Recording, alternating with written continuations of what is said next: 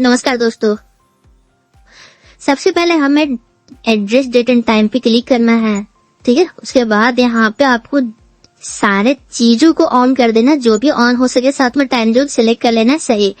और एक चीज का ध्यान रखना है कि पर डे आपको सिंक नाउ पे क्लिक करना है। उसके बाद हम आते हैं दूसरे स्टेज पे, यहाँ पे सर्च करते हैं वायरस। वायरस सर्च करने के बाद वायरस एंड थ्रेट प्रोटेक्शन पे क्लिक करना है।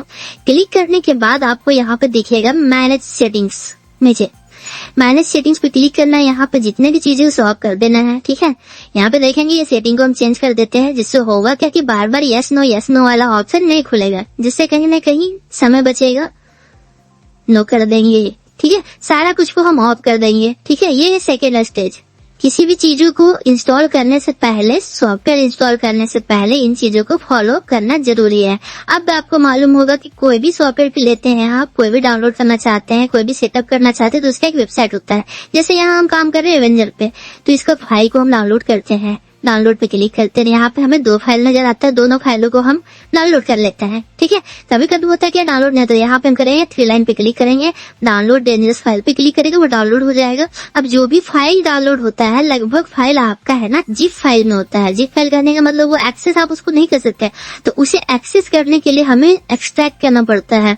तो हम जो भी 2 फाइल डाउनलोड किए उसे एक्सट्रैक्ट करते हैं, ठीक है। तो चलिए दोनों फाइल एक्सट्रैक्ट हो गया, तो हम सबसे पहले एवेंजर फाइल को रन करते हैं। रन करने का मतलब है कि इंस्टॉल करते हैं। इंस्टॉल करने के लिए हम उस पर सिंपली डबल क्लिक करेंगे।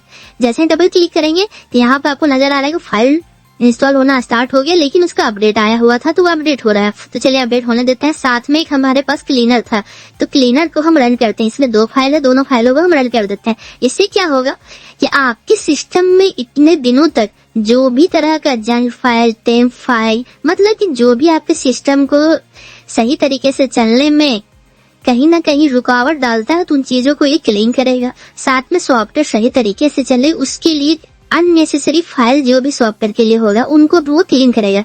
तो क्लीनिंग कम से कम आपको चलाना है, सॉफ्टवेयर के साथ में दिया हुआ है तो उसे रन करना है, ठीक है। यहाँ पे देखेंगे सॉफ्टवेयर लगभग कंप्लीट हो चुका है।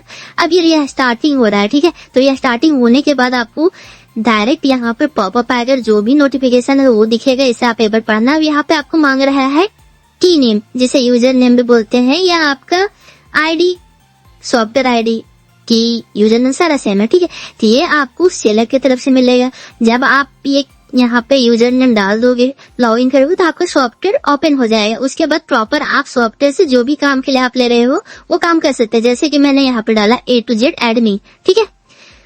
तो इस पे लॉग इन जैसे ही करोगे आपका सॉफ्टवेयर ओपन हो जाएगा, फिर प्रॉपर यूज करने के लिए वो तैयार हो जाएगा। साथ में आपको मैं बता देता हूँ, ज्यादा से ज्यादा टिकट अगर आपको निकालना है तो VPS आप बाय कर सकते हो, और साथ में IP भी बाय कर सकते हो, जो कि आपके काम को कहीं ना कहीं फास्टेस्ट PNR देने में मदद करेगा, ठीक है। तो वैसा PNR जो भी आपको निकालना है, तो आप ऐसा IP बाय करो जो कि आपके हैंड में हो, डबल यूजेज ना हो, ठीक है। मार्केट में बहुत सारे फ्रॉड चल रहे हैं, एक ही IP ये 10 लोगों को बेच देंगे, सस्ते में दे देते हैं, तो उससे कहीं ना कहीं आपका काम में रुकावट आता है। और साथ में एक सॉफ्टवेयर पे डिपेंडेंट मत रहो, जो भी अपडेट आता है अपडेट के साथ आप भी अपडेट रहो कि सॉफ्टवेयर अभी आ गया, ये सॉफ्टवेयर आ गया। तो इस तरह की चीजों को आप अपडेट लाओ और अपने डेली वाले सॉफ्टवेयर लाइफ में अपडेट दो।